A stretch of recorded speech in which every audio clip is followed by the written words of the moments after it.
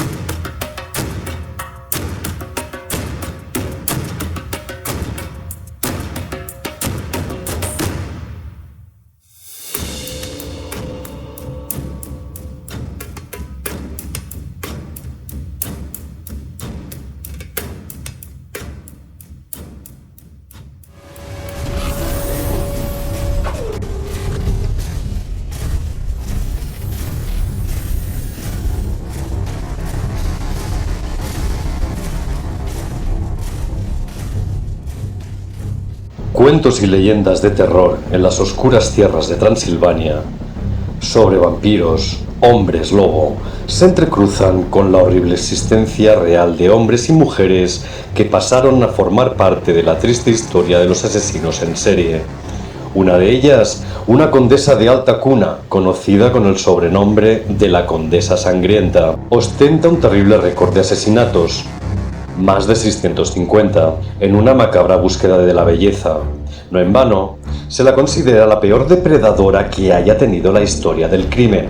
Elisabeth Báthory nació en Nyírbátor, Hungría, el 7 de agosto de 1560 en el seno de una de las familias aristocráticas más importantes de Transilvania. Su tío Esteban I Báthory, príncipe de Transilvania, se convirtió en rey de Polonia a finales del siglo XVI. Elisabeth recibió una amplia y exquisita educación, aunque también estuvo en contacto desde su más tierna infancia con la alquimia y el esoterismo, prácticas ampliamente practicadas por algunos miembros de su dinastía. En 1575, cuando Elisabeth era una joven de 15 años de edad, se casó con el conde Ferenc Nadasdy, de 20 años.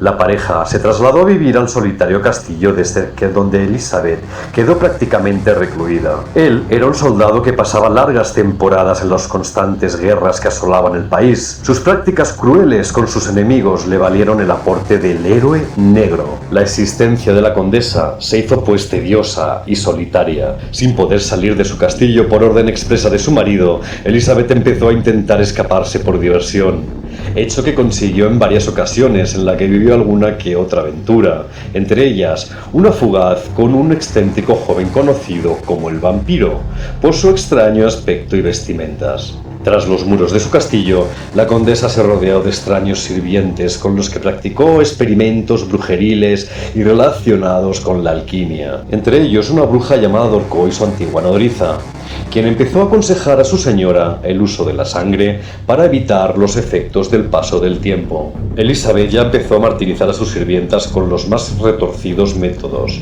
como cubrirlas de miel y dejarlas en medio de un jardín para deleite de los insectos. En sus castillos transilvanos, Isabel tuvo todo el tiempo y la soledad del mundo para desarrollar sus aficiones hasta un grado de sofisticación sádica y escalofriante. Pasaron más de 10 años de matrimonio hasta que la condesa se convirtió en madre por primera vez de una niña llamada Ana. Tras ella vendrían Úrsula, Catalina y Pablo. A pesar de que la maternidad la alejó de sus extrañas actividades, una obsesión rondaba su cabeza desde hacía mucho tiempo: el inefable paso del tiempo. El envejecimiento de su cuerpo empezaba a preocupar a Elisabeth, de un modo que terminaría convirtiéndola en enfermizo. La muerte de su esposo el 4 de enero de 1604 radicalizó las actuaciones crueles de la condesa. Viuda, se dio al vicio de enamorarse de sí misma. La locura y el sadismo de Elizabeth se desencadenó cuando una de sus desdichadas sirvientas le dio un desafortunado tirón de pelos mientras la peinaba. La bofetada que le propinó su señora le provocó una herida. La sangre le salpicó a Elizabeth en la mano, quien fue pronto presa de la excitación al creer que la zona de la piel manchada se hizo más tersa y blanca. A la mente de Elizabeth volvieron las tétricas palabras de su nodriza y no dudó en desangrar a la torpe sirvienta y prepararse una bañera con su sangre en la que se sumergió. Ese sería el primero de una larga lista de asesinatos para abastecerse de la sangre suficiente que le daría la eterna juventud. En su paranoica locura, no se conformó pues para no frotarse con toallas que disminuyeran el efecto de la sangre. Obligaba a otras sirvientas a lamerle el cuerpo. A estas más les valía no mostrar rechazo ni repugnancia, pues el castigo sería peor. Torturarlas hasta la muerte fue una práctica que no dudó en llevar a cabo la condesa. La muerte de su esposo fue el punto de inflexión definitivo en la espiral de violencia de Isabel. De entrada, echó del castillo a su suegra y al resto de parientes de su marido, y con la ayuda de su cómplice Darbulia, una supuesta bruja de la región, montó un siniestro laboratorio, que era más bien una cámara de los suplicios. Estaba situada en los sótanos del castillo y se dedicó a las prácticas de magia negra. Entre los aparatos de tortura que supuestamente guardaba en las mazmorras había un autómata llamado la Virgen de Hierro, una dama metálica con un mecanismo que clavaba puñales, además de diversos atizadores enrojecidos al fuego, ganchos y todo lo que la imaginación pueda concebir en estos casos. La razón de todo ello es que Isabel quería mantenerse bella, cuanto más mejor, y joven para siempre. Tenía tan solo 44 años, que en aquella época era casi la tercera edad, y la fuente para obtener la eterna juventud era la sangre de las chicas a las que torturaba. La bebía, se daba baños con ella, arrancaba la carne de las chicas, mientras sus sirvientas las sujetaban y cometían actos tan atroces que resultan casi imposibles de creer y contar.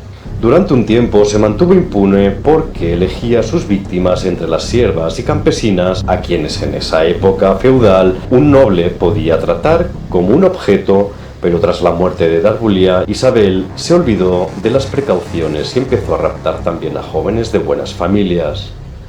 Los rumores llegaron pronto a la corte, donde la Báthory no contaba con muchas simpatías ya, y el rey Matías ordenó investigar el caso al conde Zurzo, un primo de Isabel enemistado con ella. Zurzo y sus soldados entraron en el castillo sin encontrar resistencia, y allí estaban a la vista, según dijeron, los cuerpos desangrados, los instrumentos de tortura, en fin, el horror. En el juicio, Isabel se negó a declarar acogiéndose a sus privilegios nobiliarios. Condenada a cadena perpetua, tapiaron su habitación y allí vivió emparedada durante casi 4 años, medio muerta de hambre y de frío, alimentándose de la escasa comida que le hacían llegar por una ínfima ventanita, y nunca mostró arrepentimiento ni llegó a entender por qué la condenaron. Murió el 21 de agosto de 1614, al anochecer, abandonada de todos, según un cronista de la época.